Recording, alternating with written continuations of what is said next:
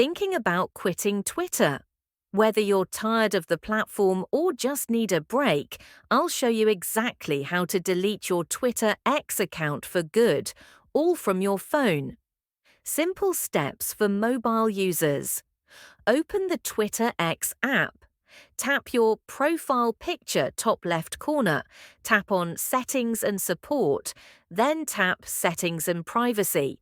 Go to Your Account, tap on Deactivate Your Account, scroll down, review the info, then tap Deactivate. Enter your account password to confirm, tap Deactivate again to finish.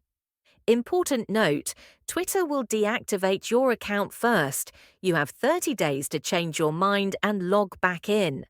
After 30 days, your account will be permanently deleted. And that's it. Your Twitter account is now deactivated and will be permanently deleted after 30 days.